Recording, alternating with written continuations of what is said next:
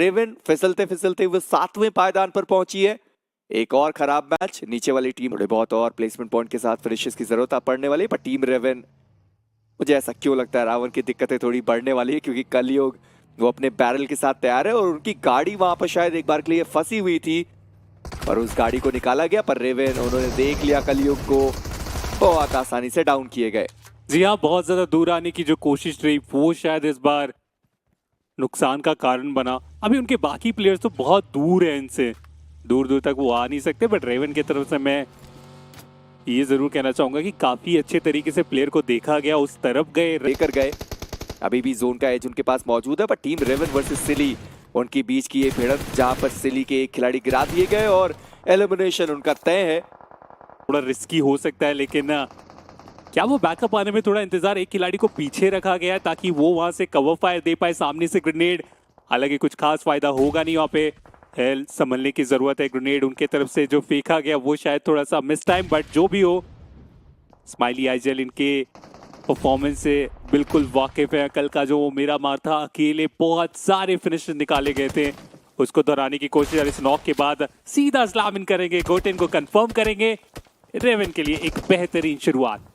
पर वहीं पर हेल इन्फर्नो स्क्वाड, आज का दिन बिल्कुल भी अच्छा उनके लिए गया नहीं। ओवेन अब बसते एक आखिरी खिलाड़ी अपनी टीम से और उनके सामने स्माइली आईजीएल का वो जो चैलेंज है उन्हें एक्सेप्ट करना ही होगा। मोलोटॉव अंदर की साइड पर आया, ओवेन वो फंस गए, डैमेज पड़ा है, एक और ग्रेनेड का इस्तेमाल किया गया। ओवेन अपने आप को हील करने की कोशिश करते हुए, पर स्माइली आईजीएल ये ग्रेनेड समाप्त करने के लिए काफी हो सकता है, पर स्माइली आईजीएल उन्होंने वो मिस कर दिया, ट्रेजेक्ट्री वो गलत साबित हुई और खुद करेंगे और अगले विंडो से वो स्प्रे करने की कोशिश, लेकिन स्माइली आईजीएल उन्हें यहाँ पे नॉक किया जा चुका है। TSW आज के दिन पे काफी अच्छे तरीके से अपने मैचेस को उन्होंने संभाला और इस आखिरी मैच में भी अगर आप देखें वो परेशान करना चाह रहे, लेकिन क्या अटैक करने का ये मौका इन्होंने ठीक नहीं समझा। ग्रेनेड करना चाह रहे हैं, अगर यहाँ पे ग्रेनेड की टाइमिंग अच्छी रही नॉक हो सकते, ग्रेनेड फेंका गया, स्प्लैश डैमेज, लेकिन स्माइली आईजीएल उन्हें इस मैच से बाहर कर दिया गया। एट द सेम टाइम एक मॉली का भी इस्तेमाल, एक और ग्रेनेड, कितने सारे ग्रेनेड्स यहाँ पे इस्तेमाल कर रहा है ये खिलाड़ी। बट इस सब चीजों के बीच में रेवन ई-स्पोर्ट्स जो कि एक पूरी टीम के साथ थे, उनके खिलाड़ी एक एक करके इस मैच से बाहर होते हुए। जी हाँ, उनका एलिमिनेशन हो चुका है। ट्रॉय थमिलियन, उनका भी एलिमिनेशन हुआ। विंगॉड वर्सेस जीडीआर, उनकी ये फाइट होने वाली है। गाड़ियां बहुत सारी लगी है, गाड़ियों से भी बच के रहना होगा।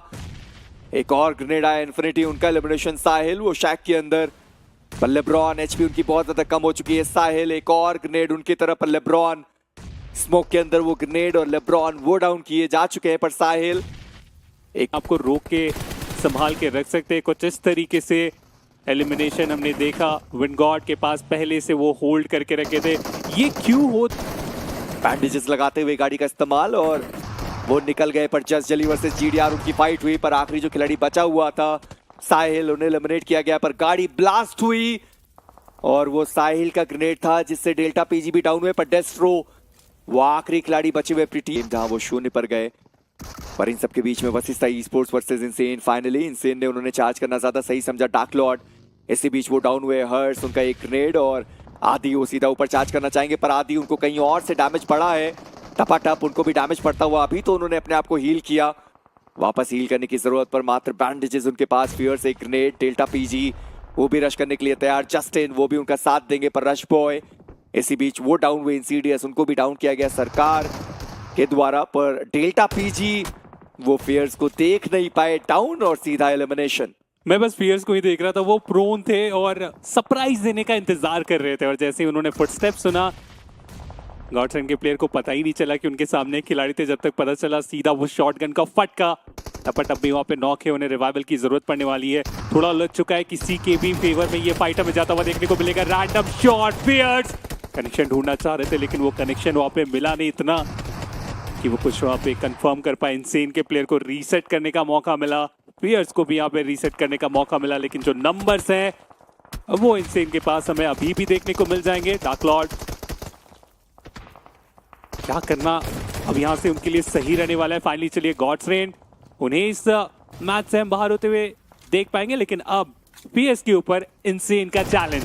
पर इन सबके बीच में आप देखिए कि सबसे ज्यादा फायदा किसने उठाया है, टीम जेली। वो इसलिए मैच उनके लिए एवरेज साबित हुआ ही है, लेकिन यहाँ पे अगर आप देखें तो ये बेहतर करने की गुंजाइश में आगे निकले थे, शॉट्स लिए गए, कनेक्शन बनाए गए। एफएस वर्सेस सरकार गेमिंग।